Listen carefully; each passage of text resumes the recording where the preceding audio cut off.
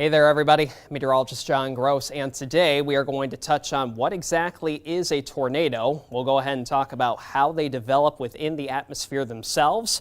We'll touch on the enhanced Fujita scale, how we rank tornadoes based off of their wind speed as well as the destruction that they can cause. Also touching on radar and how us meteorologists use that tool to see if we are talking about an active tornado situation or not. So a tornado, we've heard of the term before, but what exactly does it mean? Well, you're talking about a very violent column of air rotating, and it has to be connected technically from the base of a cumulonimbus cloud, usually otherwise known as a supercell, all the way down to the surface. Once we have that in play, that's when we can constitute it as a tornado. So let's go ahead and talk about how they develop within the atmosphere itself. Let's go ahead and get into our 3D box. Now you're talking about winds moving in different directions to start. You have warmer air there at the surface indicated by those red dots, colder air in the mid-levels of the atmosphere indicated by those blue dots. And notice how they were moving in different directions. That's when you're talking about warmer air and colder air clashing together. That's the early indications that we can start to see for rotation to start to develop within the atmosphere. So warmer air at the surface, and then you're talking about colder air in the mid-levels of the atmosphere. Eventually, once we start to see that, that's when we start to see those early indications of rotation, otherwise known as what we call horizontal rotation, right there in the mid-levels of the atmosphere. So now we're starting to see that spin of the air, otherwise known as vorticity. So once we have that, now we need to get that horizontal rotation in the vertical. And that's what our supercell is going to help us with, as we can see very, very strong lift within these supercells, otherwise known as a very strong updraft within the supercells.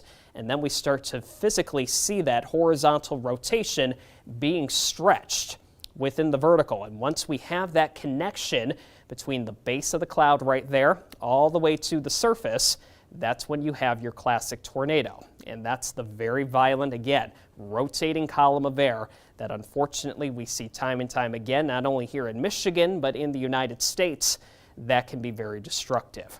So that's how we see them develop within the atmosphere, but how do we categorize them?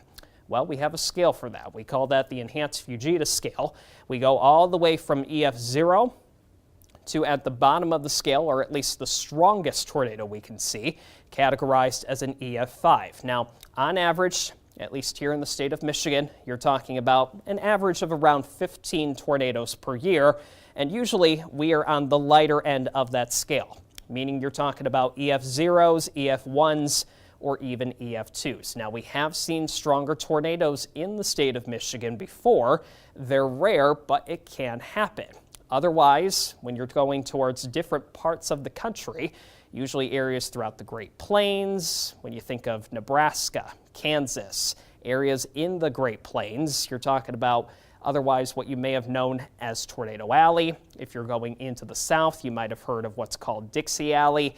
That's where you can see those air masses, the colder air and the warmer air, as well as a lot of moisture coming together, and that makes it a lot more susceptible for tornadic activity to develop. But you can still talk about these tornadoes all the way from an EF0, 65 to 85 miles per hour. On the high end, an EF5 that can be very, very destructive. That's when we can talk about the winds, 200 plus miles per hour. So that's how we categorize tornadoes. Let's go ahead and talk about how we see them on radar as far as us meteorologists and what we're looking for as far as indications go. So here's a look at it, tornadoes, or at least what we call a classic hook echo. So here's a look at those key regions that you're talking about within the supercell itself. So the leading edge of the supercell, usually otherwise known as a gust front, usually you can talk about very strong winds on the leading edge of the supercell. Heavy rainfall, indicated by radar, we can talk about that time and time again. Usually indicated the colors, the reds, the oranges, and the yellows. And even still, where you see some of those very vibrant colors, the reds, pinks, even sometimes purples on the map, that's usually an indication we have a very strong hail core within the supercell itself. Here's the winds we're talking about. Warm surface winds usually coming in from the south. Cold winds in the mid-levels of the atmosphere usually coming in from the north. That's when you see those air masses clashing together, and right where they meet, otherwise known as a debris ball. Sometimes we can see that with a very strong indication not only of rotation, but we can also potentially even see non-atmospheric things being lofted in the atmosphere, such as 2x4s, anything that might be in your yard. That gives us indications that we're seeing debris being lofted in the mid-levels of the atmosphere, and a debris ball also gives us that indication that we have a potential tornado on the ground. Now, it's not an actual confirmed tornado until we get clarification either from the National Weather Service or a trained weather spotter, but when we are looking just at radar itself, again, this is a very good indication that we have an active tornado on the ground. And last but not least, when you're talking about the tornado watches versus the tornado warnings, it's always a good idea to make sure that you have a plan in place, know where you need to go in case your area is ever issued, especially a tornado warning, and always having multiple ways to get weather alerts for your area in case you are ever issued, again, a tornado warning like we've shown you here. That can be very, very dangerous. I'm meteorologist John Gross for Beyond the Forecast.